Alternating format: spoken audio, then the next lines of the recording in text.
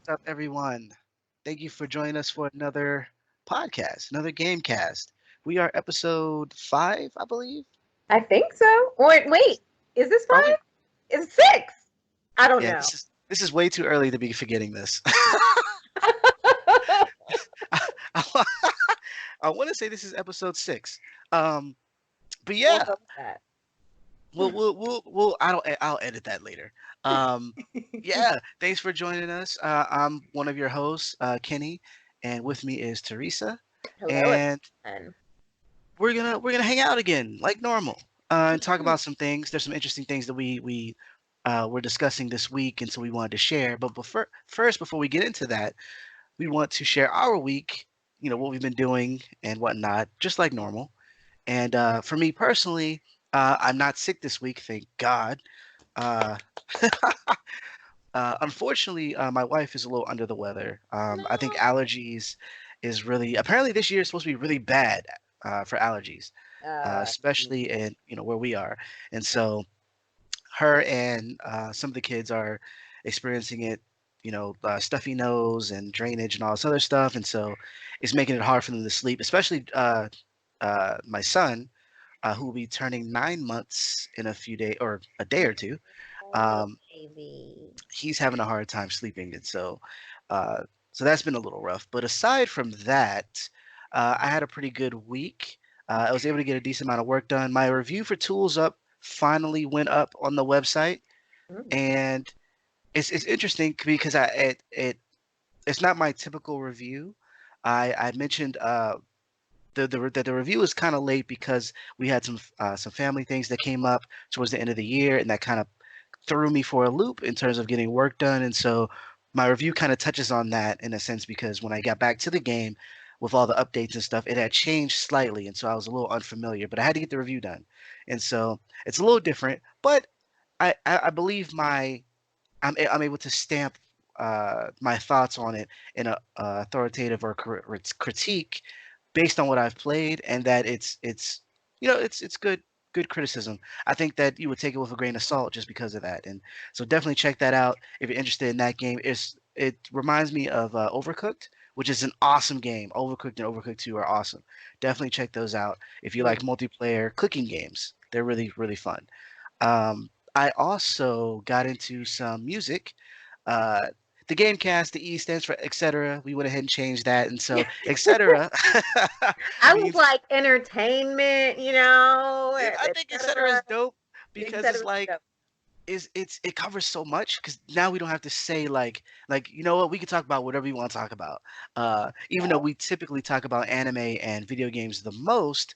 Movies and whatnot come a little bit after that, manga, and then etc. And so uh I did listen to some music. I finally caught up on Russ's album, and he released Shake the Snow Globe back in January, at the end of January actually, and it's really a good album. And not to say that Russ was bad. It's just he wasn't someone I was necessarily checking Mhm. for the most part, and so there would be songs of his that I would like here and there, but I listened to some of the singles that he released on YouTube and other places, and so I was like, I'll check out the album. I had my subscription to the Google Play streaming was still up. So I was like, yeah, I'll check it out. And it's really good, surprisingly so. And again, that's not a knock on him. It's just that as in rapping, he wasn't someone I would necessarily run to.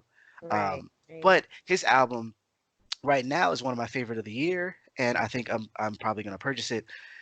Again, it's what we're in February, we're about to be March, so that's not saying a whole lot, but very good.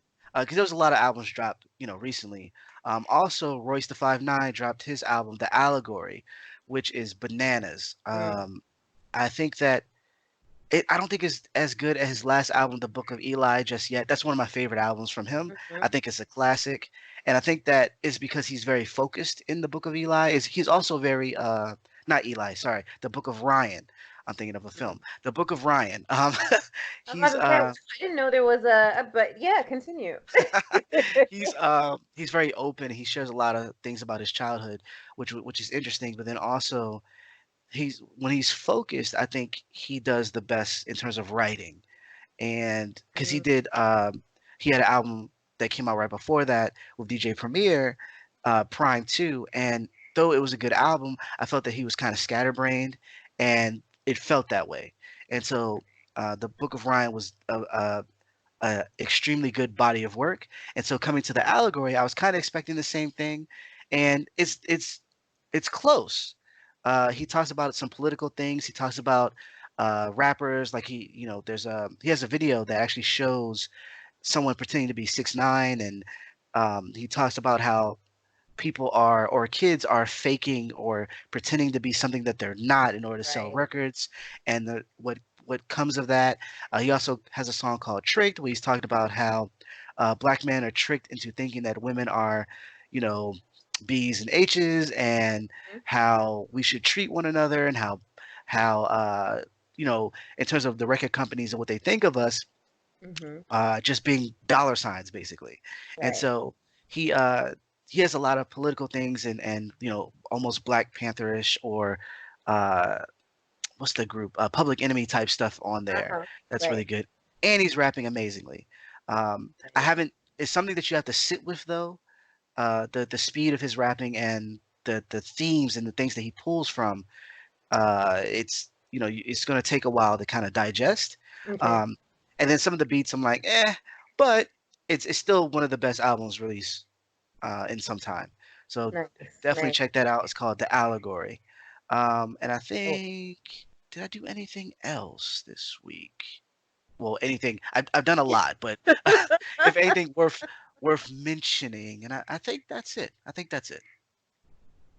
Okay. All right. Well, I mean, it sounds like fun. It sounds like you had a decent week. Yes. That's good. I did one of those weeks. Remember the last time, I think maybe it was like episode 3, maybe it was 4, since we don't know where we are. Today's episode 17, as far as I'm concerned. Um, Remember when I said I don't remember because I slept? I did another one of those. I know everybody thinks I'm a bum because Oh clearly, like, the goodness. weeks just jump for me. I go from Thursday to Thursday. Well, for you guys, it's Friday to Friday, not doing anything, but that's accurate. I just needed to put that out there. It's kind of accurate. But I traveled, and so when I came back from I flew in from San Francisco last Wednesday, and I landed on Thursday, and I was just tired, and I didn't realize how tired I was, and so I went from Thursday to Sunday. Basically, I feel like I woke up on Sunday, and I'm like, "What day is it?" I just was so exhausted. And I'm like, I didn't realize jet lag was that bad. It felt like I came back from Ghana. That was crazy. Oh That's real wow. jet lag going across the ocean like that. But I mean, I was in first class, so it was amazing. Anyway, I digress. Okay. I Okay. digress. Just saying, South African Airways first class. You guys know what you're doing. Keep it up. Just bring the prices down. I mean, Okay. I got bumped up because I was nice to the people at check-in. Anyway, back to my week. So, I did watch a couple of episodes of Classroom of the Elite. I mean, silly anime, it I'm pretty sure that someone named my nephew is watching anime on my Hulu account and not his own. So that's where the anime stopped popping up, and I'm like, who's watching Classroom of the Elite? Let me start watching it. I'm only 4 episodes in. It's kind of silly, and I don't really have a very good, like, oh, watch this. Oh my God. You know how sometimes you can watch the first episode of an anime and you're screaming at the screen and you're like, everybody watch this. That's how I felt about Attack on Titan. Um, Definitely how I felt after watching the first episode of Gunslinger Girl. Definitely Oh how I wow. felt after watching the first episode of Death Note. But this one is just like, okay, I'm interested. Let me see what happens. But no like strong feelings towards it. It's a bunch of elite kids going to an elite high school that's built on an island in Tokyo. And yeah, have you watched that one? Not yet. Not yet. I mean, I think I'm what, 4 episodes in. It's entertaining. It is, but honestly, if I was gonna watch an anime about elite kids in a high school, I'm gonna watch Oran Host Club because that is the best show. I love that show, and I would just rather watch that. So I did that. I thought that was fun, kind of. And then I've just been really silly and playing cell phone games because I can. And I've been playing Fun Run because it's so fun. And Okay. yeah, it's a stupid little game where you can be a little woodland animal and then you run on these like courses and you're supposed to try to win, but the best way to win is by killing the other people who run in the race with you. Oh wow. Yeah. You can like shoot them with a death ray or um like a really big razor blade. Looks like a gear, but it's like a razor. You know, stuff like that. You can use a magnet on them to pull them back in the race. You can do an oil spill so they can't see while they're running anymore. Just silly stuff. Friendly, So it's like murderous things. Death Race meets Mario Kart. Basically, yeah. In 2D. Interesting. That's important to me. Yeah. So just been playing some cell phone games and just wasting time, cooking craze, stupid games, story games. But yeah, so that was my week. Not very interesting. And laundry, of course. Oh God, dreaded laundry. Yeah. Yeah. I can Definitely. I can never fold anymore. I like at least not when I'm done with the laundry. It's usually Right. days later. I blame my kids. I do. You know what? I'm gonna blame your kids too. I don't have any, but I have the same problem. I I don't know. It's a weird thing because I know maybe it's because there's so many clothes. Because like when I was years ago when I was living at home, we would wash our own clothes and then we would fold them. But it would just like I would have like one basket. My brother would yeah, have his own, and it would yeah, be at different times. yeah, But it's like having a family is like we're washing every so often, yeah. and I was like I don't want to fold. I just I don't want I to fold either. so like I'll put on scrubs and you know fold and Scrubs, laugh at though. JD. You got to put on scrubs though. Scrubs Like is awesome. Like it's one of my favorite shows. Yep. Scrubs is Watch them awesome. watch them scrubs, do the hivvy. Yeah, like it's great. Um No, you're right. You're right. You're right. so No. this week we want to talk about a couple things similar in nature. Um the first being the N word. Um because Right. there's a lot of it going around. Uh and and I know like some of the gamers out there might not understand why this might be a thing or worth talking about. But the N word is being used like ridiculously all over the place. And on one side, it's like this is like a common thing with Black people, obviously.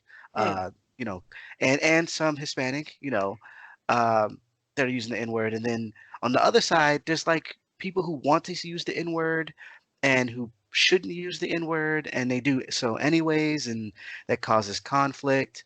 Um, if you mm, don't know, like, if you play Fortnite or you've heard of Fortnite, you've heard of Ninja. He's the biggest Fortnite player. Makes like, well, at least years ago, he was making like 500,000 a month mm, uh, playing Fortnite, and he's pretty big. And he says some things that are controversial. Not too long ago, he mentioned how if you're, and I'm paraphrasing, but if you don't get upset at your losses, what is there to motivate you? And a lot of people found that to be kind of toxic because typically in video games, especially competitive ones, when people get upset, they tend to do things and lash out and blah, blah, blah. yeah. And one of the things about, I get what he's saying because for him, it's not just a game he's getting paid to play. That's how he makes his living. But I've remember him being upset and then saying the N word. Now, Ninja is white and should never say the N word. Yeah. And he would say it and then he would apologize. He would do like a video and apologize. And then later on, he would be caught saying it again. And it's like, huh. And What? so, Mm. And so, he hasn't done it in a while, at least to my knowledge. In a while. Um, like at least that hasn't been the thing. Like his recent controversial tweets or whatever have been based on sports and him just saying a lot of stuff that he shouldn't say out of his mouth or well on Twitter, and it just blows up in his face. It also provides publicity and whatnot for him, so I guess there's that. But Yeah. he's the reason I bring him up is because there's other streamers too who would use the N word, and you would hear them kind of like after a while, some of them get bold and will be like, why can't I say it? And we wanted to talk about it. But not just for streaming and gaming, but just in Mhm. general, the idea of, who can use the N word and why people are allowed to use the N word and why certain people aren't allowed to use the N word, or at the very least will get punched in the mouth. Yeah, Uh, definitely punched in the mouth. And and so I'm still sitting here with a dropped jaw because I actually didn't know that Ninja did this. When did this happen? I can Google that. Please talk. And the reason why I'm asking because Ninja was on last season of The Masked Singer. And I'm like, wait a minute, wait a minute, wait a minute, wait a minute. Like, how do you get away with doing this like in public and then you get on The Masked Singer? What, because you had a little I guess I'm a little confused because you're not we're not supposed to know that words in your vocabulary. Like, who are you right now? Yeah, so I think one of the last time he said it was actually this time last year. No, not last year, 2018.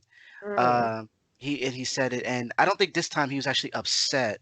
I think he was rapping to a song or something and said it, and so he issued an apology. And then there's a clip of him saying it like he's getting upset as he's losing a match, and he says it again, and it's like, yo, and it's it's this thing where like streamers or people like YouTube celebrities or whatever where they would use the N-word or say the N-word and they get all apologetic after the fact, and I'm like, did you not know this was a thing?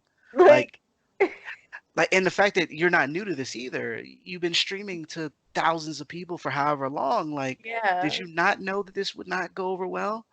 um and so he issued apology, and he did so on video form, and then he also posted on Twitter about um is that he said he promised that he understands how much pain that word causes, and even if it gets used in music and elsewhere, which to me was like, you know, it's kind of like, but like it's used in, yeah, you hear it in that popular music, and blah blah blah, and Drake and but it's like, no, don't yeah, do that. And so like, and usually because he's a big name, it kind of yeah, blows over.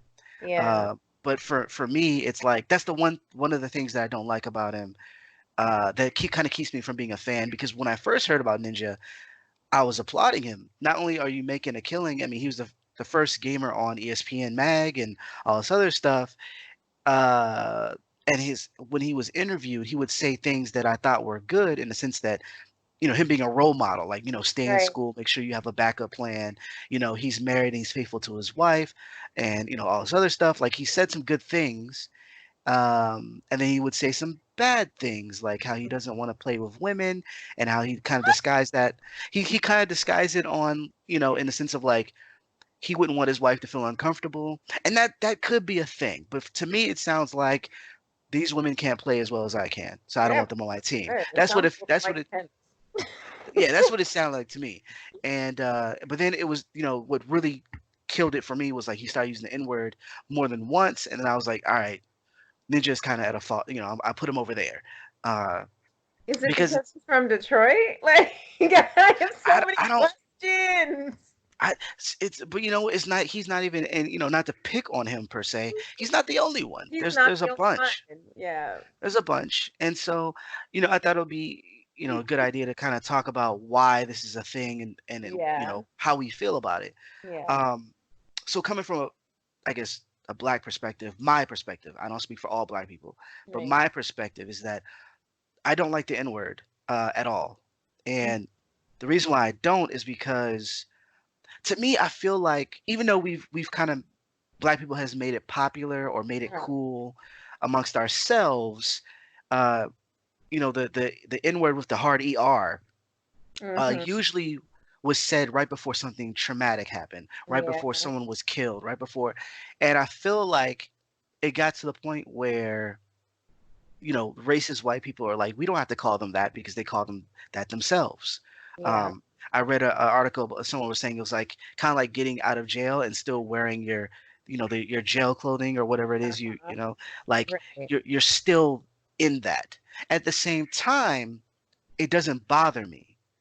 If my friends use the N word, I hear it in hip hop. I'm a big fan of hip hop. It's all over that, and it doesn't bother me because, I mean, if that's all you use when you talk to people, I think we can help you with your vocabulary. But outside of that, it doesn't bother me because I mean, for real, like some people sound, Yeah. anyways. So it doesn't bother me because I understand, Yeah. and being black, you're kind of, I guess for lack of a better term, you're like you're in the crowd, you're the in Uh-huh. crowd in Right. in that sense. And so it never bothers me when people say it, like it doesn't hurt my ears or anything. But me Mhm. personally, I'm like, I don't want to use that word. I don't want to give it any more power. And for the people who say that it doesn't have power, you're kind of kidding yourself. Yeah. Um, there was a we were talking off air about there was a guy who was doing a seminar, I believe, talk, and a white person asked him why can't white people use the N word, and he was saying that it's kind of like the word bitch, like women can call themselves that, and it's okay, like if they're friends, and he was like, but me being a male or a man, I can't do that. And he was like, that's kind of what it is like it's a group thing, it's a thing that they're allowed to do. We don't have to be a part of everything. And on the surface, I get it. A little deeper though, I was like, it doesn't really work that way because there's still context. Because if a if a rival or someone you dislike calls you a b, it doesn't matter if she's a woman or a man, you're still gonna feel a way. Yeah. um, Especially if she doesn't know you that well, or whatever the case may be. And so there's context where the N word doesn't really have context outside of the hard ER. It's Mhm. it's something that you can or can't say, and so I can not feel a way. I can feel nothing when a black person says it, but Mhm. I feel all sorts of stuff when a white person says it Right. because that word still has power that's negative. Anybody who sits and says like, oh, you can say it but you can't, that sort of thing, it has that power. You're admitting that. The context is gone because if there was context, it wouldn't matter who said it unless, Mhm. as long as they said it under a positive context, Mhm. right? So if Ninja's like, "Yo, my nigga," and he's talking to his friend, contextually it would be okay, but because Ninja is white, it's not okay. It's just Okay. not gonna be okay at all. Mhm. And so, uh, just a little background on how I feel before we kind of get into the larger discussion. Mhm. Um, I'm not a fan of it, but it doesn't bother me. One thing I will say, though, there are times when it bothers me from the people who are allowed to say it, Mhm. and for instance, the rapper Logic. Now, personally, I don't know him, and I know that he has gone through things because he's mixed, and where one side is like black, one side is white, and there's conflict there on what he can and can't do, et cetera, et cetera. But he's allowed to say it in this because he's mixed. The problem I have is that he can pass for white, and a Yeah. lot of times he passes for white.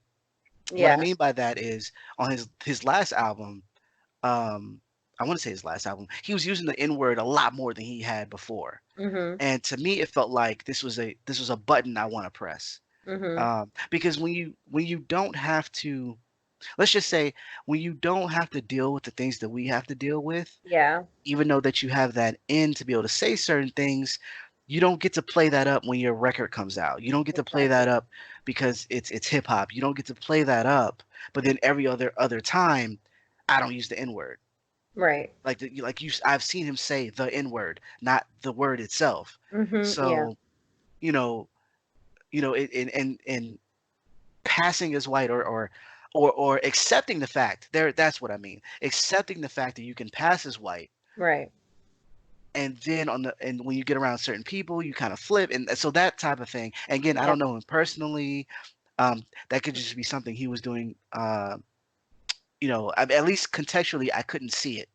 If he was trying to, if he had a message or whatever, when Right. I was listening to his music, I couldn't see it. So it rubbed me the wrong way. I can And understand that. so, and so that's those are one of the instances where someone who's allowed to say it, I won't necessarily, want to fight him, but I still give him the side eye, like, all right, you said it a little too much, fam. Like Yeah. calm down a little bit. You know what I'm saying? Yeah. How about you? I actually, to piggyback on what you just said, I feel that same way.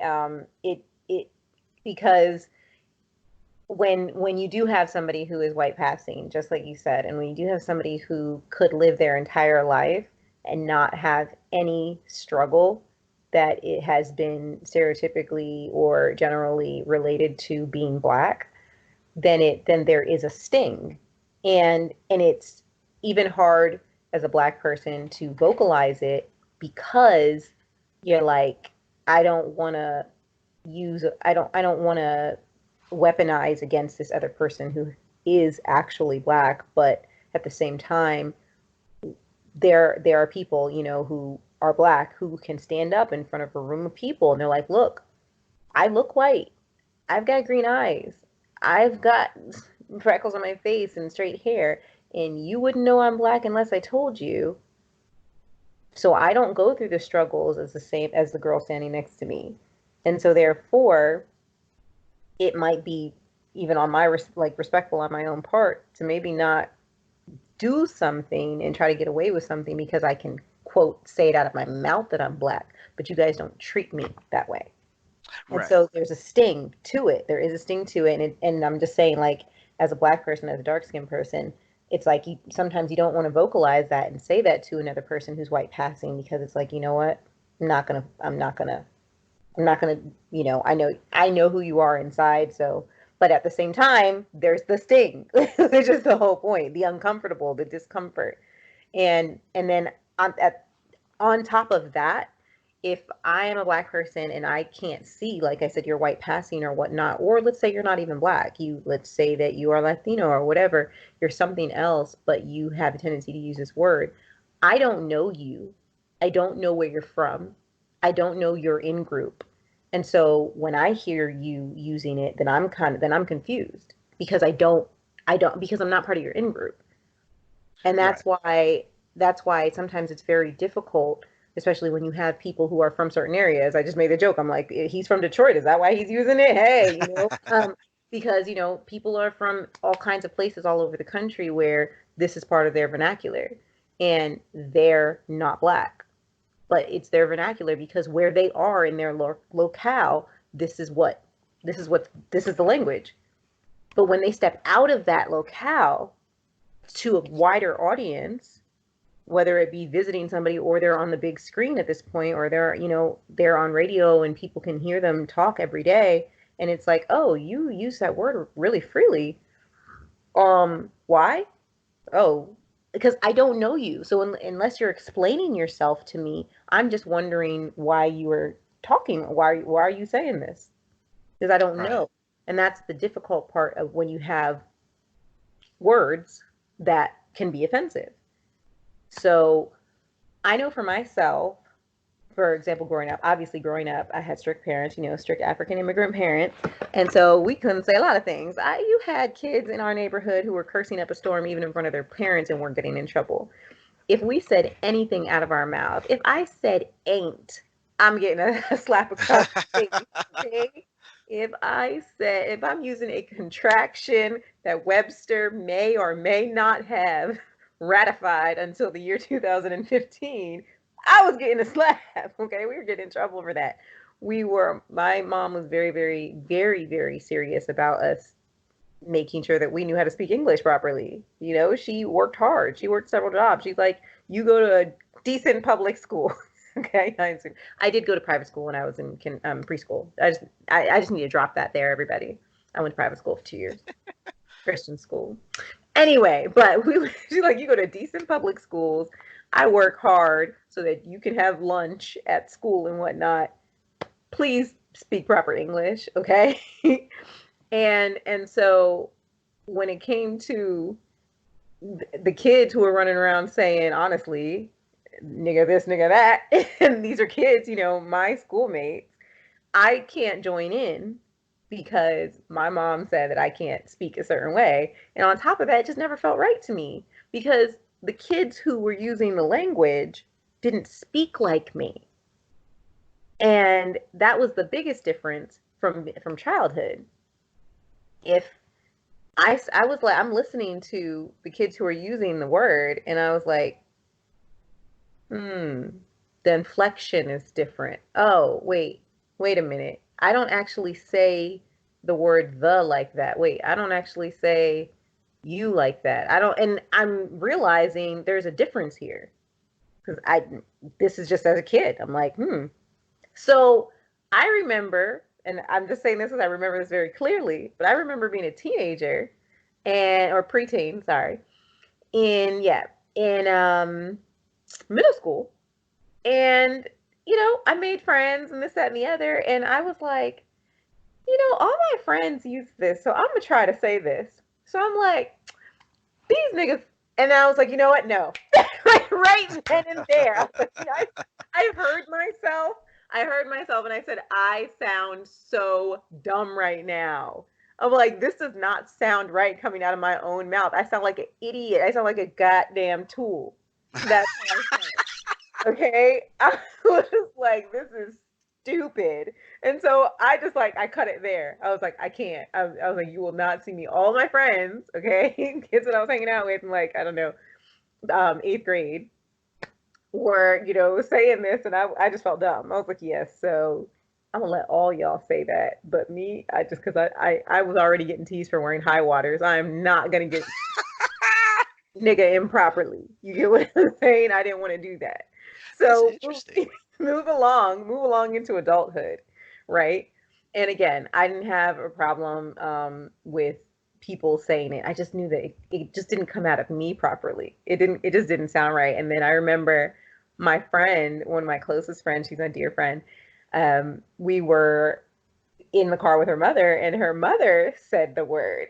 And, and her mother and this is my dear friend is black. Her mother is black. She's from South Carolina, and her mom was talking like somebody had pulled out in front of her, and her mom was like, "This, normal conversation, right?" And then she was mad that this person pulled in front of her, like because we were like driving, and this person kind of like cut in front of her, and she's like this like that. So then my friend heard her say it, and she's like, "Mother, what did you just say?" And she was like, "What?" And she's like, "What did you just say?" And she was like, what are you talking about?" She goes, "Mommy, I've never heard you use that word before." So then they got into an argument in front of me over usage of the word. "I don't like you using this word, mother." Not the other way around, right? Her mother was like, "I'm a grown woman and I can say what I want. You don't." She said something to her, I don't remember. It was a very long time ago. I was 15. Moving along from there, moving on into adulthood now. Up at right where I am right now, again, now I feel as though I do use the word often. And one of the reasons is because I'm not necessarily sure what changed. Maybe I have more friends who use the word, and so maybe it's just easier at this point. It's just Mm. easier for me. And because like I said, when I was young, it just felt so dumb coming out of my mouth. I just never said it.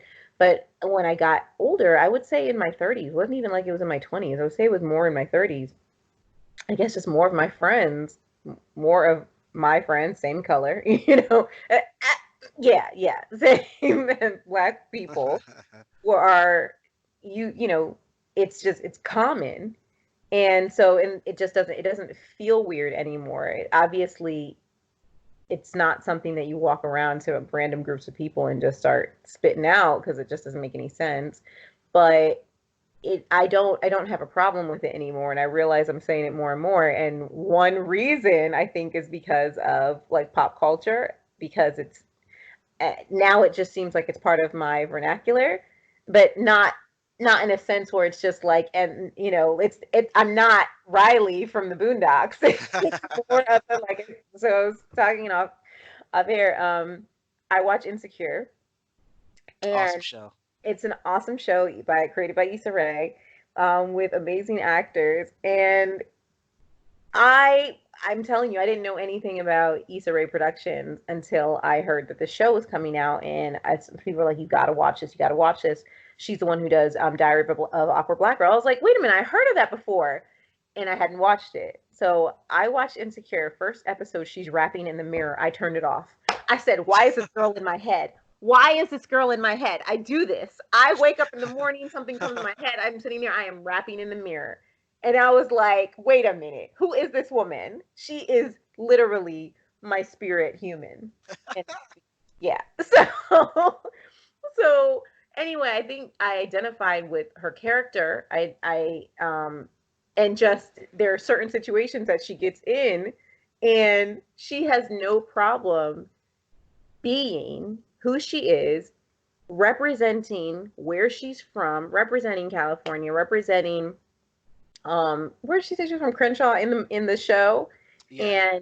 And then and just representing who she is and being unapologetic. And that's what I appreciate. And I think that's kind of where I became very at ease with using the word in my in groups, because there is this unapologeticness to I don't know, maybe I don't know how to explain it very well, but when I watch that show and the fact that she's so free and her characters are so able to communicate, and they're all communicating with each other and Very well. very well, very well. And I'm hoping that they're communicating off screen, because they're communicating to me. I'm understanding every little bit, and it feels like I am watching a mirror. And I think that that is, first of all, that's something the Black community needs anyway. Right. Being able to look on screen and to see yourself and to see something that feels so you, or you can identify with or whatnot.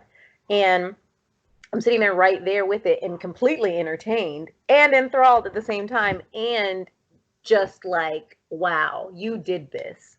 You made yourself seen, and you made being unapologetically Black okay. I am okay with me, and I'm going to be me, and I'm going to do it in front of you. And by the way, I'm going to go to an award show and say, I'm just rooting for everybody Black. Like, who does this? Who does this? And Yeah, I'm like, she's great. it was so great. It's so great. And I'm like, and I think, and I would just say, like, me and my girlfriends, it's because it's really me and my girlfriends. And, then it's kind of like, and we, typically when we're mad at somebody, no, I'm just kidding. Like, but, but I'm so sorry I'm laughing. I feel like I'm not really explaining to people. I really want people to understand where I'm coming from, because it was a progression for me. It was a progression. It was all through childhood being like, no, there's one point in time where I was completely against it. And then there was another point in time where I was just like, I'm not against it, but I just don't say those things. And then it got to the point where I was like, no, I'm just all in at this point. Man, let's just go with it. Just go with it. So, and I'm telling if I'm raising kids, no, I'm like, get over here, get over here. What are you doing? But I'm also not speaking that way in front of the children. So, well, where did you learn that? I learned it by watching you. No, you did not.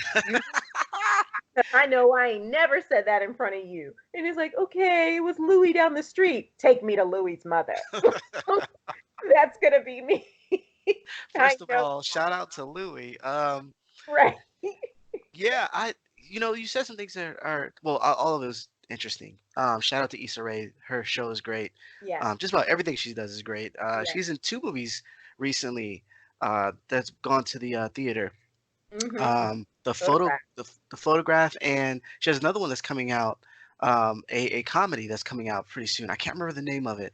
Mm. I have to Google that in a sec. But yeah, shout out to her.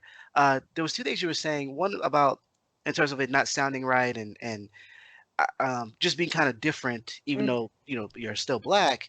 Yeah, That's something that my wife, your cousin, kind of dealt with yeah, growing up, in the yeah, sense that her parents are from Ghana. Even though she was born here, there are certain things that were different. The yeah. racism that I experienced wasn't the same as the racism that she experienced, Mm-hmm. where I experienced racism from people who don't look like me, and Mm-hmm. she experienced like inner-racism from people who looks Yeah. like her because of her skin color being darker, or because she didn't know certain phrases or themes or whatever, Right. um, that she does now, because she wasn't a part of Mm-hmm. a united, what we are like in the United States, in the sense that where your parents grew up here, there's certain Right. things that are kind of is inherited Right. that she didn't really have. And so there's some things that it's interesting that the viewpoints kind of switch. Is one Exactly. reason why we both love Black Panther. I hold it to a much higher regard than she does, Right. because it Right. speaks to me in a different way. And so going back to that word, it's the same way, where it's like to her it's very foreign, Mm-hmm. uh, Yeah. whereas to me not so much. And Right. so that's really interesting in this, and that's a whole nother podcast right there. It is. That's a whole nother podcast. Mm-hmm. But yeah, then there's also the idea that people want to say the word because it's used Mm-hmm. and in our pop culture, because hip hop is pop culture now, and Yeah. it's all over the planet. And then the idea that other people can say it, like I had a long time, there was an issue, I had an issue with um Latinos and Hispanics and whatnot Yeah. using the word, Mhm. like Fat Joe, Yeah. fan of his, but Yeah. he uses the word too, and it's like, um, at one point it was like, okay, you're not black though. In Mm-hmm. another stance, it was like, well, I'm suffering the same things you are. If you're getting stopped and frisked, so am I, Mm-hmm. and I'm being called the same thing, because they might Mm-hmm. not know that I'm Hispanic, or I'm not, Mm-hmm. black per se. Mm-hmm. They're still calling me names like they're calling you names, and so, I kind of made a little, kind of peace with that. But that was an issue for a while. Like me and my best friend actually got into it because I was like, you can't say that around me.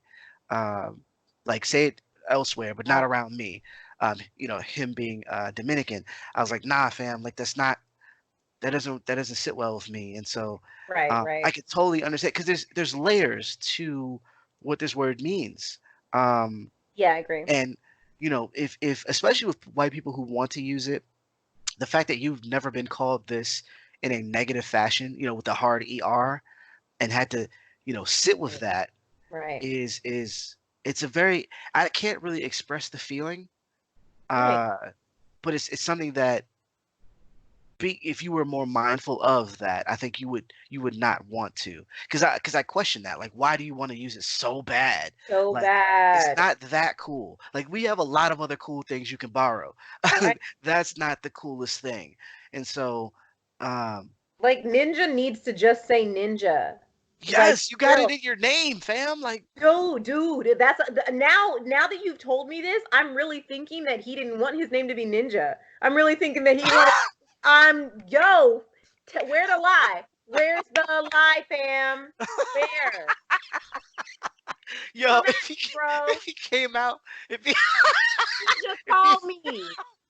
Call me, Ninja. We got to talk. if he came Yo, out, if he came out, a white dude came out and was like, "Yo, my screen name is nigga," I would lose my, oh, yo, no. He gonna turn yo. it around. He gonna turn it around and call it Agin. That's what he wanted to do. I can't.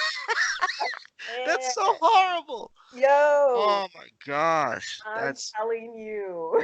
that's crazy. But yes, there's other words that you can use. You don't have to use it. The inclusivity, the what do we call it? The entitlement. The inclusivity entitlement Yes. is so irritating because it's like, dude, like first of all, we just want to have nice things. Okay, but that aside, that's where I was like, we can't have nice things. But it's just like this isn't, just like you said, this is not something that you really, really, really should really want to be included on. And I get it. Like you could have a bunch of friends. You're like, oh, well, they all say it, and I feel excluded. Okay, how about this? Are these your friends' friends? Like this is your group, right?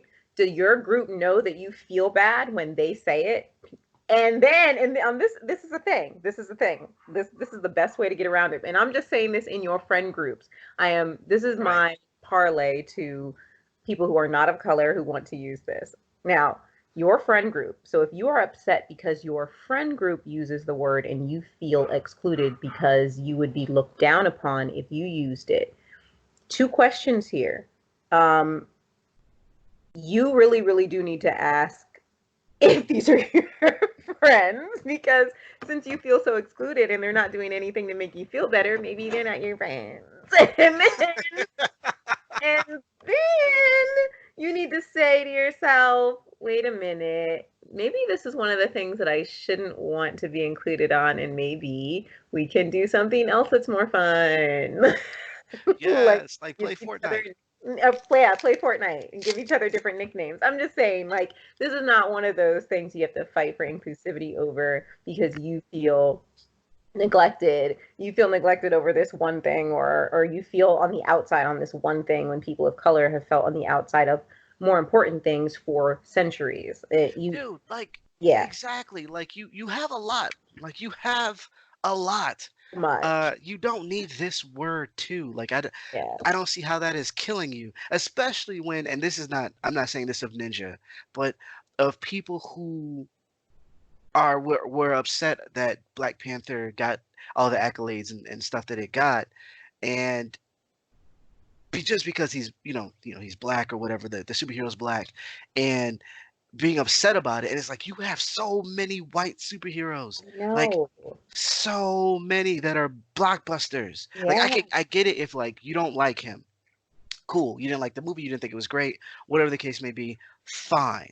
But notice how much you're speaking on it in a negative light to people who are excited, yeah, especially the people who are like, well, I have a black friend. Well, okay, you have a black friend, you have the only black person apparently. How do you think they feel when you're knocking this down and they're finding like I feel seen in yeah, something? Like and because with Black Panther, I'm not gonna go too deep into it, but it's the idea that we start from a high place. This is not a slavery movie. We're not, right, poor. We're not dealing with the normal ills that we have to deal with on a daily basis. yeah, He gets to be super completely. He's yeah. rich. He has a super suit. He has super strength. He's cool. He's Like cool. we can be something that you could always be. So Yeah, why is this bad for you? At the yeah, very least, just you would be like, all right, I get it. I'm gonna ignore it, or I don't really care, but I get it. You like it, cool. Do you like that's what I would do. Because I don't care about Green Lantern that much. I mean, I think he's awesome comic book wise, but the movie was freaking horrible. yeah. But It was you know, horrible. I wasn't ragging on like if that was your dude, like I'm not ragging on it to you. Like that doesn't make any sense. Like to be so angry about, other people being seen and then feel a way about not being able to use one word. Like, Yeah, come it's on. like, come on, let us have this one. Yes, yes. Oh, you have no choice. But that's actually true with that. With You that, have yeah. no choice. Like I you will get, yeah. Stop it. Stop it. one one thing, Ben, and this is towards younger people, because when older people do this, I'm like, come on, dude, you need to stop. Like anybody who is 35 and older, and it's not even really 35. If you're 30 and older, you're 30 and older and you're acting this way, then there is a shuttle that's going to the asteroid Vesta. Just go there. Okay? It's leaving next week. You can say the N word there all you want. Okay? Yep, by yourself. So yeah, it's a free ride. It's fun. Yes. Anyway, but the my point is like you don't need this. So I'm just my head is my wheels are just turning so much. But I'm sorry. The reason why I'm bringing this up about the age difference, like if you're 30 and older and you're crying about this, I have nothing to say to you anymore. But if you're younger, if you're part of the younger generation, maybe I should have changed the ages. But if you're like under 20, here's the only reason as to why I'm saying this is actually signifying some sort of progress. And this is two part because there is also there's progress and there's forgetting. So history is a real thing. Okay, we have history. Things need to be recorded so that we don't make the same mistakes. Right. So there's an important factor here when you have young people who are asking this question, oh, why isn't this okay? All my friends are saying it. Why isn't this okay? This is also why we have adults to correct them. So, if you are not of color and your child comes home, if Timmy comes home and he's like, hey, all my friends are saying it, mommy, why am I grounded? Because I said that. Because you're not allowed. You're not allowed to say that. Well, all my friends are, okay, well, you can't. And this is why. Okay. That's called teaching and remembering and learning about the past, right? Now, the best part about this is that when you've got kids who are age 13 right now and who are saying all lives matter, like black kids, okay, I'm not talking about anybody else, I'm talking about black kids of color who are like all lives matter. I'm against the hashtag all lives matter movement. We already know why. We're talking about the reason why hashtag black lives matter is a thing is because we're talking about black lives at this point, since Right. black lives are so easily disregarded. Yes, we all know all lives matter. That's supposed to be a given, but the truth is all lives don't matter. So we're focusing on the black ones, okay? Boom, period, done. But when a kid, like a 13-year-old kid or a 12-year-old kid says, like if you're talking about the Black Lives Matter in a group of 30, 40-year-olds and you have a child who's sitting there listening to you and saying, but all lives matter. The reason why I say that that's progress is because they're growing up in a time that's way better than where we were. Like, I think Barack Obama had said it. He's like, we're nowhere near where we really need to be, but we're way better than we were some years ago. And Right. so when I hear little, I'm saying this because I've actually witnessed it. When I hear kids saying that, and I'm like, and I correct them and I let them know why this is important. It also put a little smile because it's like this kid is growing up in a really diverse area where they don't even understand the significance of Black Lives Matter because they themselves are not even in a microcosm in that space. They're not dealing with that in where they are, because like if you have like Right. a really diverse area that is very well, I don't want to say well but very well managed, and so where kids are being treated equally in this that, and the other, at least in their school spaces or whatnot, if they feel as though they're on equal footing as the kids, white kids, that's a good thing. We know what America really is, and we know where the disadvantages are. We know that as soon as you get to college, you're more likely as a black kid not to be given as much student loans, or you're tricked into getting so much that by the time you graduate as a black person, and you're less likely to get a job to help you actually pay the student loans off. That's real stuff. But at the age of 14 and whatnot, if your kid is really, really thinks that they're on equal footing and their life experience shows they are, that's way better than where we were when I was young. And that's way Right. better than where we were than when our parents were young. And so I may have gone on a little tangent, but I'm just saying that, I mean, my point is like when you have a little kid nowadays who is saying, well, all the music says it. The fact that their white parent is even letting them listen to all the, because it's pop culture now. If you're getting to listen to all of that right now, it's different than when we were kids. It was just gangster rap and it was only played on certain stations. Now it's everywhere, equally accessible, and everybody's all into it like it's mainstream. I mean, it is, but that's what I'm saying, that the world is a little bit, we are further, we're just not there because of basically what we're going to talk about next. Now that hip hop culture is culture, it's everywhere. We also see the using of the N word and what hip hop culture has turned into now as like a machine. It's not benefiting us as black people as it once did or how it should. It's creating more of a factory mentality Good segue. as we move in to discuss speech. Yes, and for people who don't know, Speech, aka, or I should say that the other way, Todd Thomas, aka Speech, Mm-hmm. uh, is a American rapper from the group Arrested Development, Mm-hmm. and hopefully, if you're a hip hop head, you know Arrested Development, you know Mm-hmm.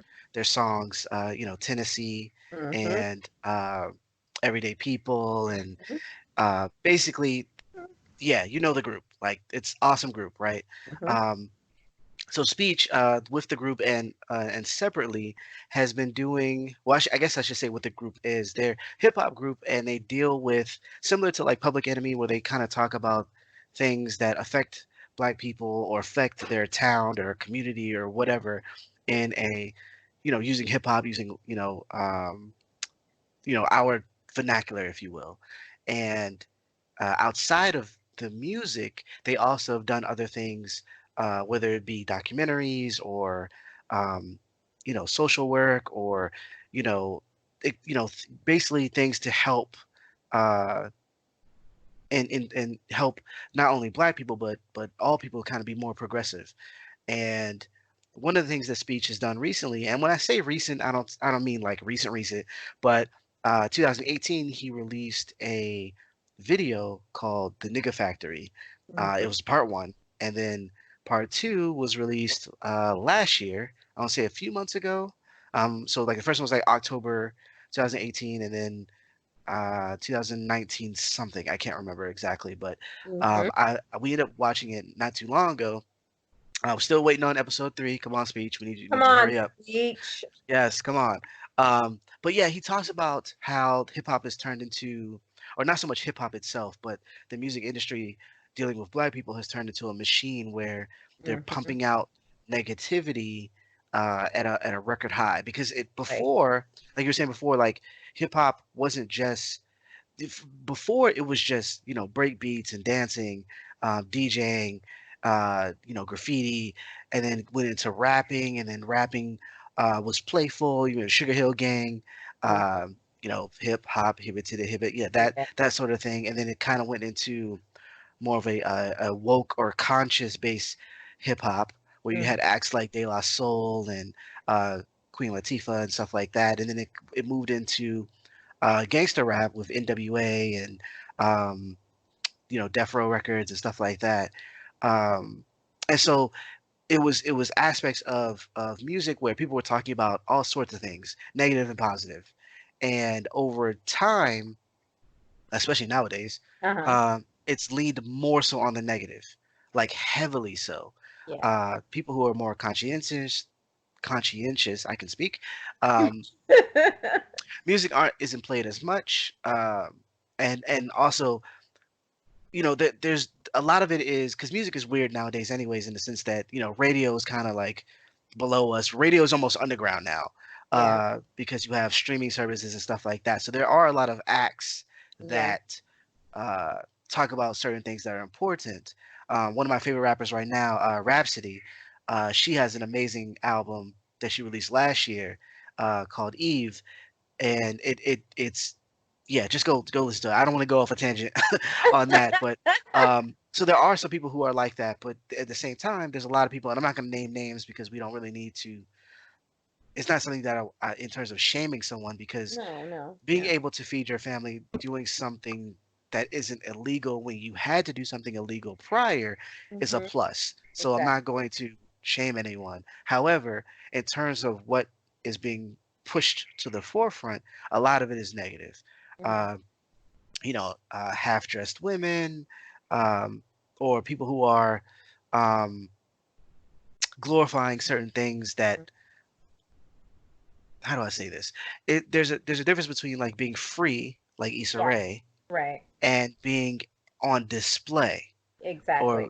uh, and so speech talks about these things and talks about um, how certain things are pushed, where it be drug use, where it be being promiscuous, Mhm. uh, or where it be what men call women, Yeah. or how they treat women.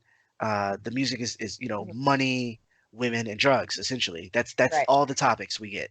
And again, there's a ton of music everywhere. There's a ton of music where people talk about other things under the umbrella of hip Mhm. hop. Mhm. But what's being pushed, especially with Black people, is mostly negative Mhm. Mhm. over everything else. There's still, and I want to be clear because I know people. There's always someone who's like, "Well, not because I listen to." Like, no, stop. Uh, Right. Not what we're talking about here.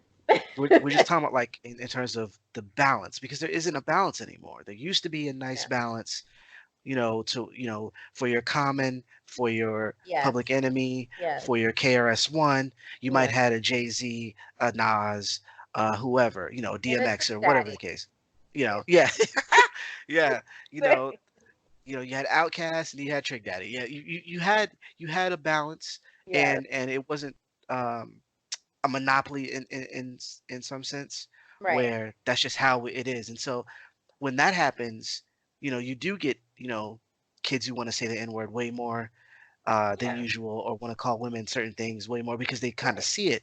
And then how people see us, and not to say that this is an excuse of how we're treated, but when we're treated negatively because of that, uh, it kind of speaks to the idea of presenting something to sell or to glorify, and then being okay with the repercussions, like being Yeah. okay with how black men are treated, how we're supposedly savages, or how we're supposedly whatever. And when you think about it, it's similar to the blackface, the thing that we talked about before. It's Yeah. it's That's just interesting. masked a little Hmm. different, and we're able to play key roles, and we're able to get a lot of money from it. Hmm. But it's still it's still harmful. Right. It's one of the reasons why, like, my kids don't, outside of like older hip hop, and even then they don't know who they are. Like, I let them listen to the Tribe Called Quest. Hmm. They don't really know who they are, but I don't really let them listen to a whole lot of secular music because Hmm. I'm like, what is, especially having daughters, like, what are you getting Yeah. out of this? Because I don't call your mother any of these terms. Right. Um, and so, like, how am I empowering you? What am I teaching you? That it's okay for men to say this and that, to do this, or Hmm. whatever the case may be. Like, it's overly negative. And the fact that black people kind of struggle with image to begin with, Yeah. it makes it rough. Not It gonna does. lie. We're supposed Makes to it help rough. ourselves, and it's hard to help ourselves as a group when we're constantly feeding each other. We're feeding other people who look like us trash, and that's a big issue. And that I felt like that's really where speech was really trying to pull. I think the first video is maybe like people will start watching it and they'll be like, I don't want to hear what you have to say. I don't want to hear this argument. But the second video is it definitely pulls you really in and kind of hones in on the point that he's trying to make. He's really trying to drive home this point about this factory that is basically it's feeding everyone and keeping them addicted to a certain type of lifestyle, which is really the bigger picture of keeping us down, which is really ingrained for the last 400 years. Idea is you are the not only the media and just the mainstream and basically how hip hop culture is now being gobbled up by everyone and it's going across the globe. This idea of being a drug dealer is glamorized when you had years ago when drug dealers weren't glamorized. It was like dealing drugs to have money to take care of your family or whatever. It's like, okay, I got to do what I got to do. But now it's like, oh, by the way, I'm not going to get a 9 to 5. I'm just going to deal drugs so that I can buy 16 Lambos and have a bunch of like dogs and and have a bunch of hoes come over to my house and throw cash at them. And like for real, I'm gonna install 6 stripper poles in my man cave or whatnot. All the dudes are gonna come over. All my guys are they're coming over, and I'm calling the strippers. From what's it called because they're the best ones. And premium strippers, not the little ones that you go to during lunch break, but the premium ones that you go down to another city for. You're And yeah, they're gonna schooling be me on that. I'm like that, but that's the real deal. I thought that was important when he said that Right. in the video, and he was like, it seems like hip hop right now. It's like the idea. Chuck D actually said it. It was like the idea is to extend teenage years from the age of 17 to the age of 35. So Right. it's like by the way, yeah, I'm still cool. It's like it's one thing to be a kid about to graduate high school and it's like, okay, go be an adult, go do adult things, be responsible. But it's like, nah, you know, don't have to get into that until I'm 35. I can be a bum. I can do whatever that's not uh, helpful to society. Right. But since it's pushed so much, it's normal. It's normalized to the point where if everything you see on TV is, you know, girls with butts like Nicki and Cardi B, then that's what girls are going to start doing, which they're already doing. At VH1, you turn on VH1, you see every show that's on VH1 right now. Like, that's half the women on the show. No, I'm sorry, I said half. No, that's all of the women on the show. Well, it's and that's interesting because actually with that depiction, like Royce the 5'9" on the album I was telling you about, the allegory, he mentioned Sarah Bartman. And for people who Oh, don't know, mhm, Sarah Bartman is a South African woman yes. who was basically put on display Hmm. in Europe because she had a big behind or whatever, Hmm. and but it was as a freak show. It Yes. wasn't like glamorized like it is now, or it was glamorized like it is now, but in a more insidious way, Yeah. where today it's kind of hidden.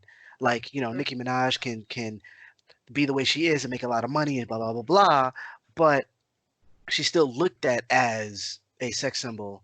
Yeah. And whereas black people can kind of see her for more than that, Hmm. a lot of people who are pushing whatever image just sees her as, Cash you know, cow. exactly. And Literally. so with Sarah Bartman, it was the same way, except for they were upfront about it. It was like, this is a freak. Come look at this freak, Yeah. and And she it was was naked. right. She was naked, and it was like lustful, and but at the same time, like below her, like below us, like she's Hmm. not on our level, Europeans or whatever, because she's a savage. But look at how big she is. You know what I mean? Like Yeah. it was very much like, yeah, go Google Sarah Bartman and you can look it up. But it's not something to be proud of. It's not something to be happy about. And it's not to say that she was actually a freak. What I'm saying is that they looked at her being different, Hmm. and because she was black, and so automatically beneath them. But Yeah. then also it's like you can still entertain us even though you're beneath us. Yeah. And so that's kind of similar to what's happening now, because Yeah. people are getting fake injection or injections or whatever. They're going out of the country to get bigger butts or whatever, and it's like you're Oh, basically, you don't need to go out of the country. You just go to Dr. Miami. yeah, like you, but in some dark alley and get whatever, and it's causing all sorts of problems, like Well, the and real it's problem that it's causing is that, like, I'm sitting here like I thought I was cute before, and now I got to compete with these other women. And I'm like, you guys are the reason I'm still single oh because god. apparently, my 12-inch drop between my waist and my hips is no longer. It's no longer the thing. Now you have to have like a 20-inch drop. These girls are coming out of these little factories with 22-inch waist and 40-inch hips. And I'm like, what are you doing? Fashion Nova makes clothes for them. I can't even fit their clothes. I look at the mannequins. I'm like, okay, I just can't even. Free shipping. At least give me free shipping so I can see if the pants fit. They're not gonna. I don't return them. I'm just saying, it's a bigger problem. It's a bigger problem. Well, I was talking about people dying from injections, but yeah, that's I bad mean too. that too. But I mean that's just part of beauty. That's the price of beauty, okay? Don't go to the wrong dark alley. But no, but then also that is true, and then that's like more of a bigger thing in terms of like uh lighter skinned women supposedly are better because they're closer to white, or have your hair straight versus Right. natural, have blah blah. So that's always a thing, right? Right. uh Whereas this particular has been about behinds, but yeah, that's a thing too. And so the idea, and like definitely go check out the videos, they're on YouTube, Yeah. because they have some interesting, and I kind of want to see what people have to say on the opposite side, um because it was it kind of sparked from a picture A of, meme. well, it was before that. It was a picture of like Jay-Z, Puffy, a bunch of people who like made a lot of money in hip hop Yeah. were all celebrating. And one person looked at it as like, oh, these are black men who had to sell drugs at one point, but they don't anymore, and they made it legit, and now they're doing legitimate business, and they finally succeed. Yeah. And then someone else was like, well, these people kind of glorified horrible things and succeeded, Right. and so it's like this split view, and it's like I can understand both, because if anything, me rapping about something negative when I was younger allow me to be legit, allow me to put food on the table, and allow me to get to a point where now I'm an adult and now I don't rap about these things anymore. Because you look at Jay-Z, Reasonable Doubt, all the way now to 444, he's a different person, Yes, and definitely. he's doing some positive things in the black neighborhoods and community and stuff like that, and he wouldn't have been able to do that if he wasn't rapping about what he was rapping about before. So, Correct. and there's also a side of entertainment that isn't fair in the sense that, and granted this happens in other places too, but like uh someone who's Italian can play a mobster and it's okay because they're pretending. It's still entertainment. Whereas, and they might get some backlash from their own community.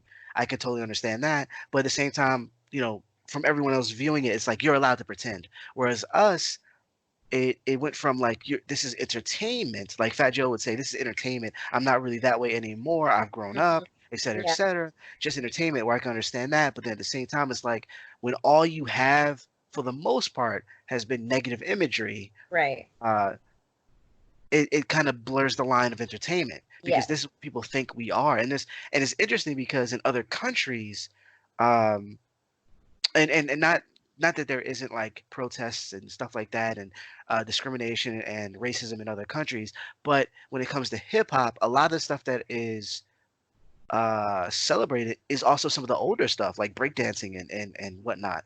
Hmm. There it's not just the gangster stuff or the drug selling or the drug using in this and nowadays. It's not just that. It's interesting. There's like this weird divide where we're allowed to do something because it's allowing us to eventually get to a point where we're doing something positive Yeah. outside of just not doing that negative thing anymore because a Yeah. lot of those people would be in jail or dead, to be honest. Yeah. And then on the flip side, it's like, okay, now you have power, now you have a platform, now you have something that can affect, or you at the very least, you have money that can, change things. Hmm. And so, what are you doing with that? I look at Ti. I think he was in the photo. Ti rapped about. He Probably. still raps about a lot of negative things, but at the Hmm. same time, Ti he's bought homes for people, Yeah. and not people in his family. I mean, just people like Yeah. Hmm. buying homes for people, Yeah. and rallying for political causes or things that would affect black people in general. Like he's done a lot of positive things. So it's like if there's a weird give and take. There Uh, is a weird give and take because he also forces his daughter to go to the gynecologist every year to make sure she's still a virgin. But yet, Apparently, that was a joke. I would hope so because if not, this is a problem. Yeah, it's a huge, huge, huge problem. And you know, Yeah. Ti fan like Ti is. I used to jam to Ti every day on the way to work. That was the only way I stayed sane for those years. So like, yeah. So and not and not to. I'm not defending anything. Like if I know. I just want to point that out. But my point was like the critique or the criticism that speech has is valid, Yeah. and but there is some nuance there. Hmm. Uh, and in the sense of how we go forward and how we Right. discuss hip hop as as black people Yeah. because we invented it Yeah. and He did. what it is that people are seeing and how is it coloring people's Hmm. perception of who we are because a lot of times, and I guess that's where the balance comes in, because when there was a balance you could say, oh, you listen to hip hop. So Right. you listen to uh, hip hop where you degrade women? Oh, not necessarily. You listen to De La Soul where you don't degrade women. Okay, so you could be seen in a suit and tie. You could be seen in like a bandana, whatever. Like there was a rainbow of different possibilities there, and now it's you know, dreads, a million tattoos, Hmm. diamonds in the mouth and everything. And not to knock anyone who dresses that way, but I'm just saying like there's an Because I have image. diamonds in my mouth, listeners. I just need to let you guys know that, yeah, I've got diamond fronts. Yeah. It's um like the 6ix9ine was a product of this. Oh, So you know nine. what I mean? Like he came from this. Like and his story, I don't know if anybody, if you know, It's if you're into crazy. hip hop, is kind of bananas. I believe he's going to be getting out of, I believe he's going to be getting out of jail soon. Soon. Uh, since he like told and that was a whole thing. Wait, But anywho, snitched? yeah, on like Snitch. everyone, even people who, who might not even be involved. Uh, it was it was, Oh it was my God. crazy. But yeah, he's a product of it, and it's destructive. It's very destructive.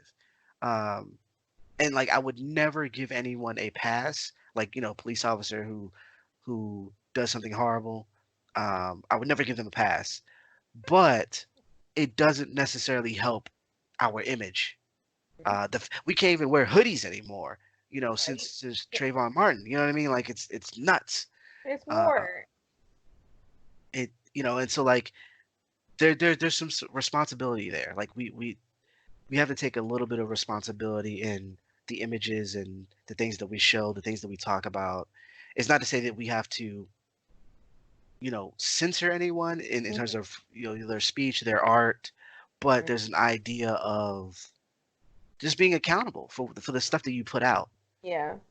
and, Uh, and balancing it out because it's like I'm going to use Ti as an example again, just because um, Ti has been doing this since he was young. Like when he started rapping, he had his TIP. That's who he was as a rapper, as a dealer.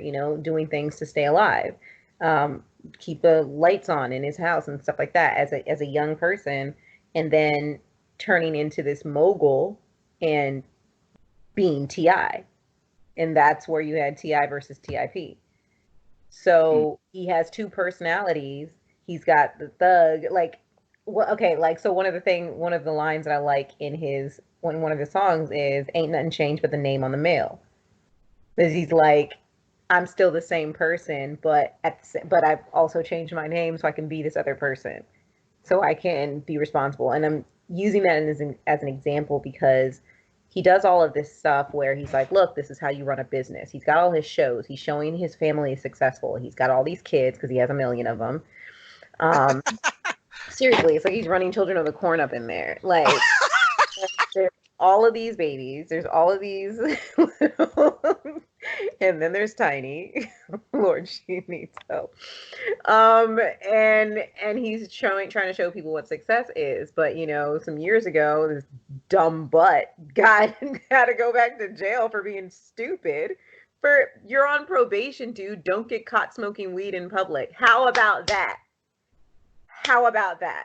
yeah. Or don't get caught trying to buy guns. Hey Ti, what do you need guns for now? You're not supposed to be a thug no more. You're just supposed to be rapping about it.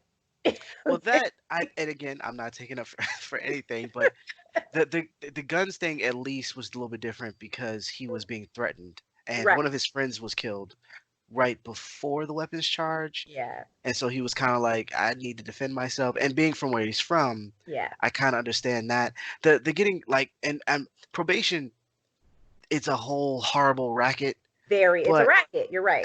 at the same time, yeah, you don't want to do any type of drugs, any type of whatever. You kind of want to just stay in the house, Yeah. and your house is the bomb. I would stay in that house and Same. like not leave. It's a mansion. You can have It's anything ordered. You can Just even stay send there. kids out if they're annoying you. Send them on a pizza run. Send them to grandma. She got a big house too.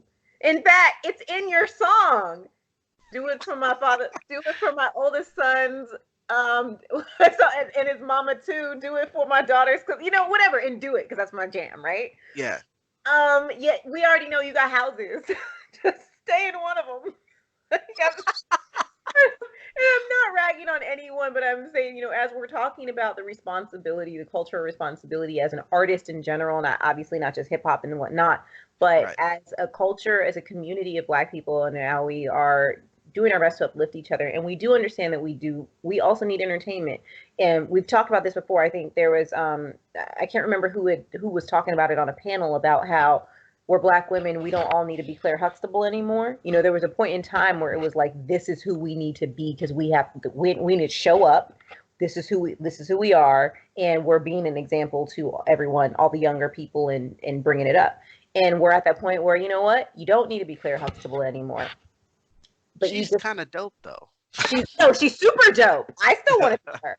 She's super dope. Had all them kids, looked amazing. I mean, we know she was acting, but still had all them kids, looked amazing, and was a lawyer. That girl was winning cases. Yeah. Okay. Like, Yes. Claire was the bomb.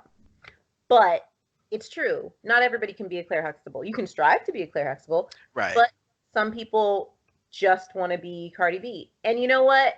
It would also be okay if you just weren't drugging dudes and taking their money. So that's a different story that we can go into another time. We don't need to go there.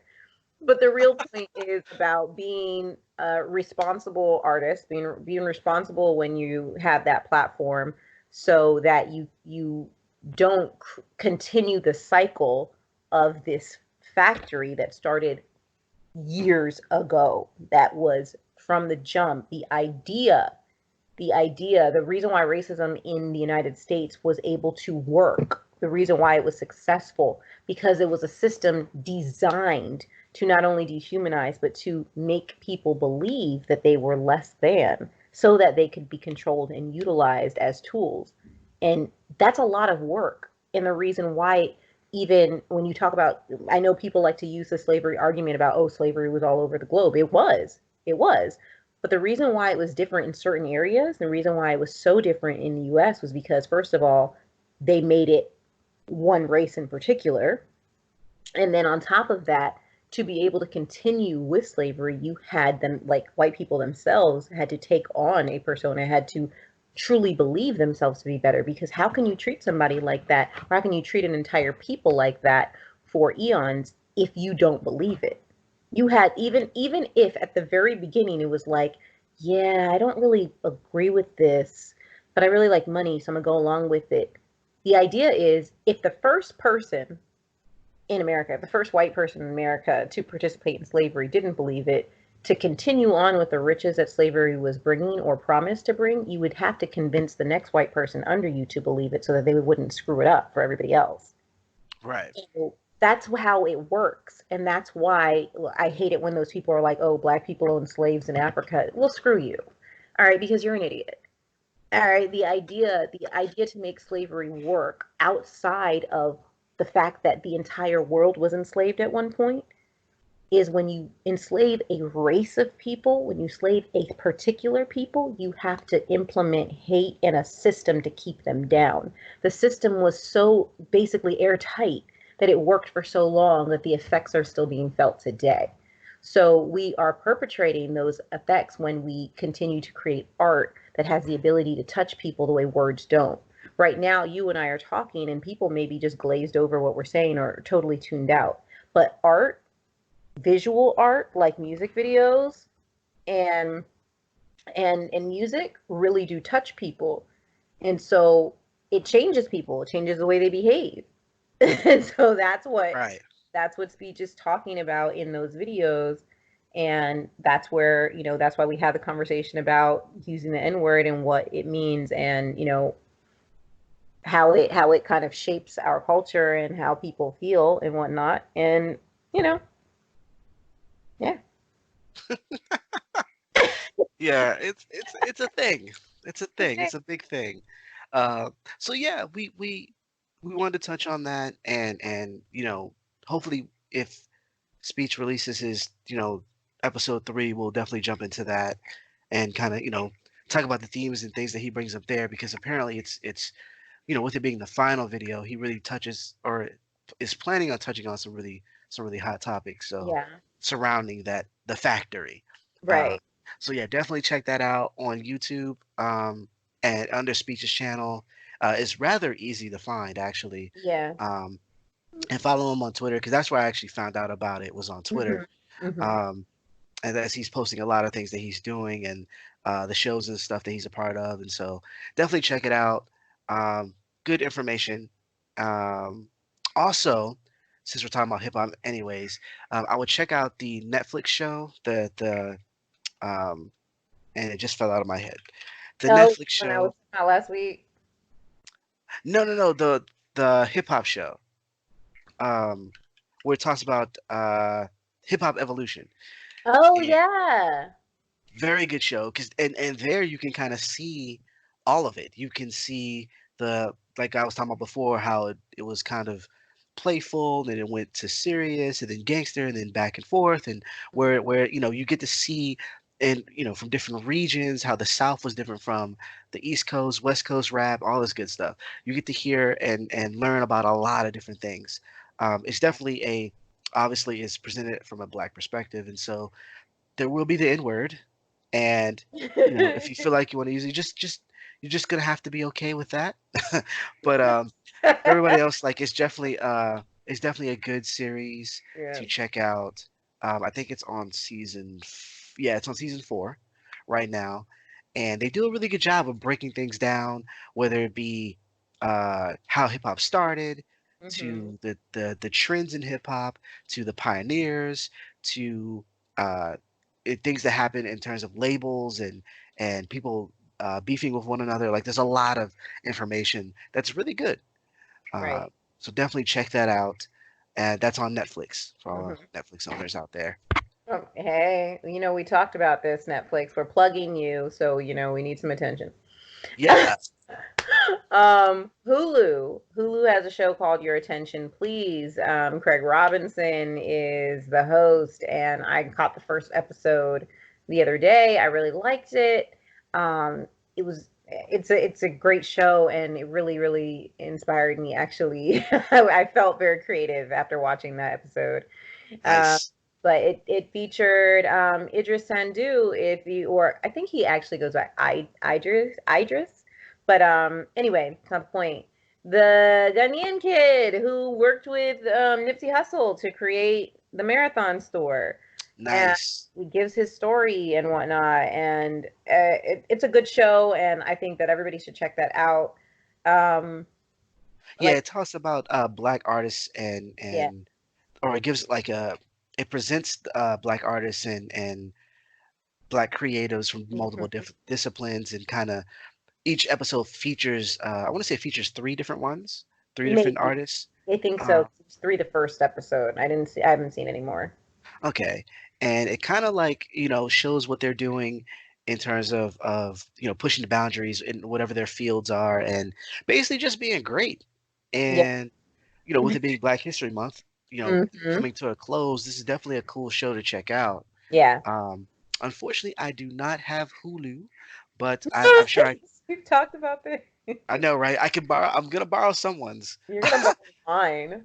Yes, so I can check it out. But from No, what I he's saw, not Hulu. No, he's not. He's yeah, not. We're not sharing. shoot, Netflix was cool with it. They were like, yeah, they even have a link you can share with people from your account Hmm. to look at stuff. So Hulu needs to get on board. Disney. So, anyways, yeah, but they, like Craig Robinson, he kind of introduces everyone, and they basically are celebrating the art and black art and creativity and whatnot. And it's a documentary series, or anthology slash documentary, and it looks really cool from the bits that I've seen. Yeah. It looks really cool. So Cool. you said it was, yeah, Your Attention Please. Yeah. Yeah, Your attention, definitely please. check that It was out. dope. I felt it was dope. Yeah. So please check that out. And if you do have Hulu, they have a whole like section right now where it's like Black creators.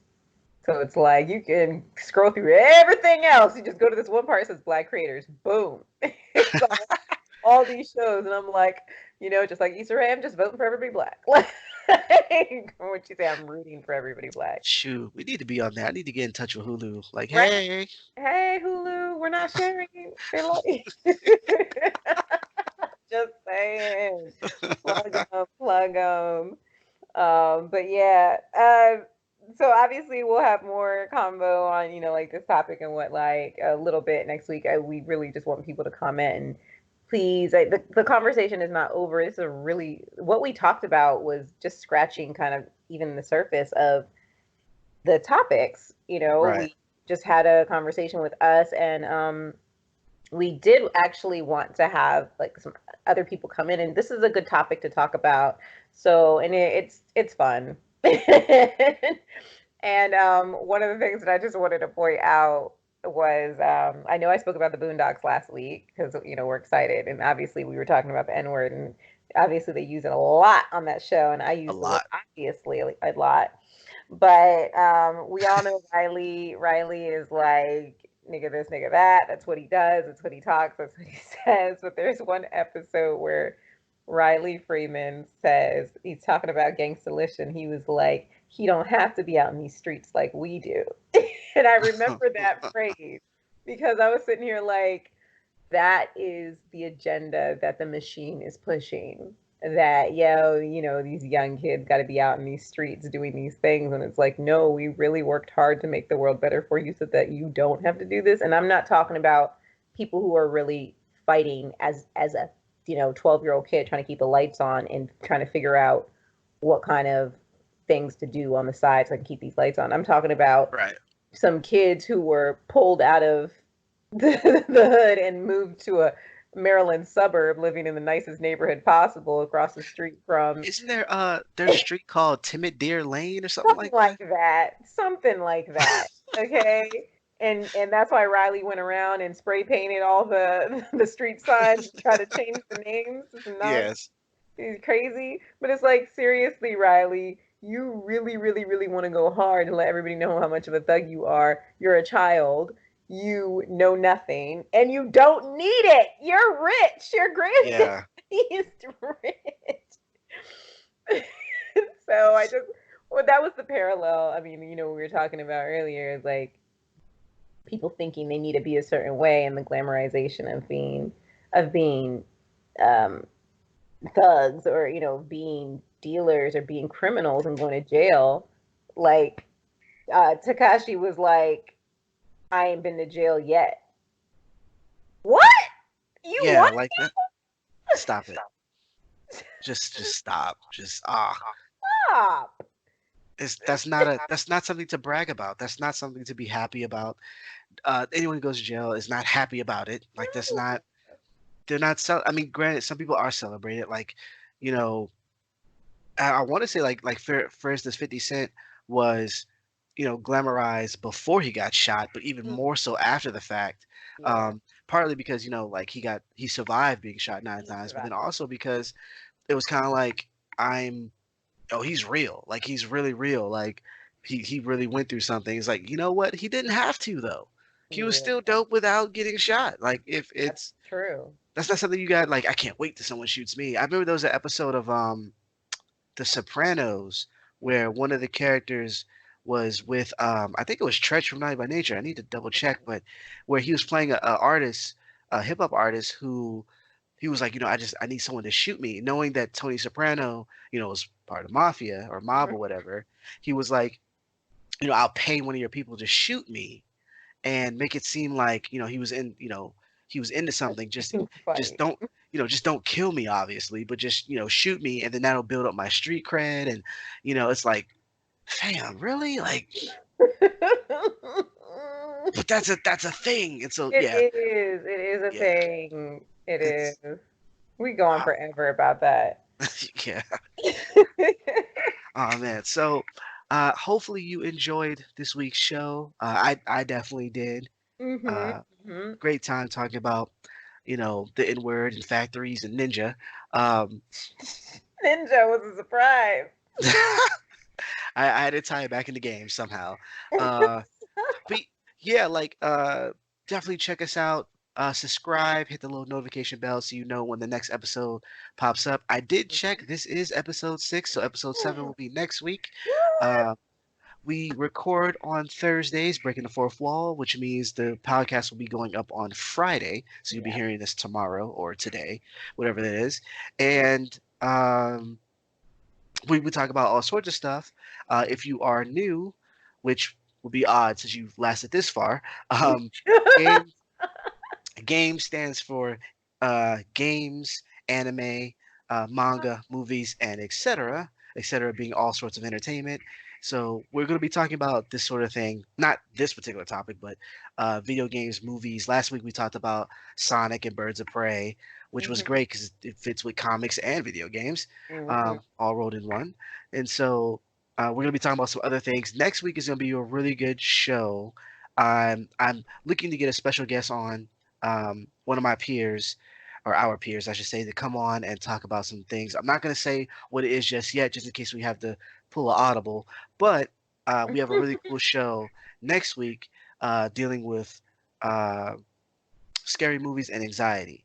So I'm not going to go into exactly what, like I said, we might switch some things, but Mhm. um, there's some really cool stuff there. And we just saw the trailer for Candyman, so I can't wait to talk about that. Yeah, Uh, yeah, I'm gonna die about. I'm gonna. Sorry, uh, like, yo, I have problems, guys. When you want to tune in next week because I have horror movie issues, and the orphanage really messed me up. I'm sorry, not the orphanage, the orfanato, the Spanish. yes. Okay.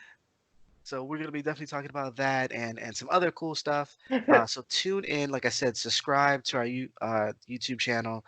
Check out our website at unitedfrontgaming.com. You can follow the website on Twitter at U_F_G.